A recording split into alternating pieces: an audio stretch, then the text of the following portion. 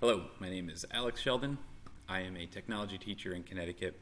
I have spent the first 9 years of my career teaching middle school, and I'm in my third year of teaching high school right now. I wanted to start this YouTube channel because of this significant problem that has come up in most likely all of our schools, where the scope of projects of things we were able to do before went from about here to now about this little sliver. Distance learning has presented a lot of challenges for me. Having a hands-on based course, a materials-based class, has made it extremely difficult because we can't work with materials anymore.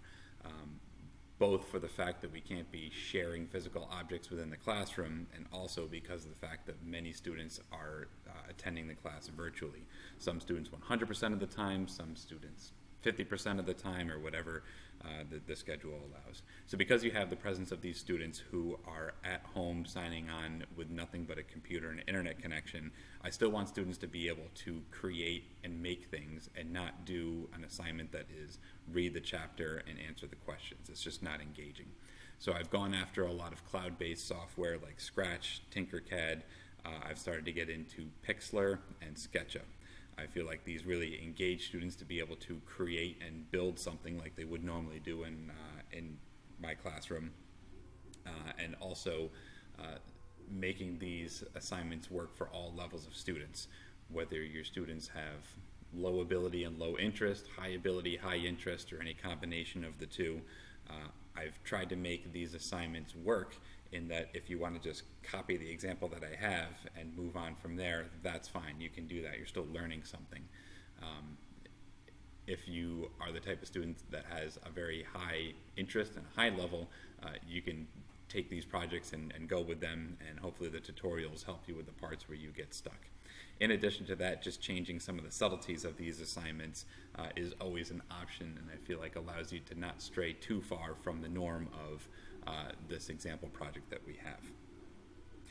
I would recommend making a teacher account for any of these softwares that we use. Most of them have a really good management system to be able to have your students sign in. Yes, they will have to make usernames. Yes, they'll have to get passwords.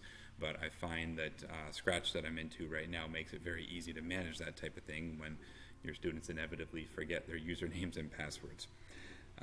Hopefully this YouTube channel inspires people to share the awesome things they're doing. I feel like I have a lot of great activities on here that you can use in your classroom. And I hope that people share the awesome things they're doing so we can all use them, because we have a lot of time left before the end of the year, and we don't want to get to those assignments like I mentioned before where it's read the chapter and do the questions or write an essay about blank, because most of the students we have took our classes to not do those types of assignments. So please comment, please share, and we can work together and not have to reinvent the wheel for every classroom and every district that we're in.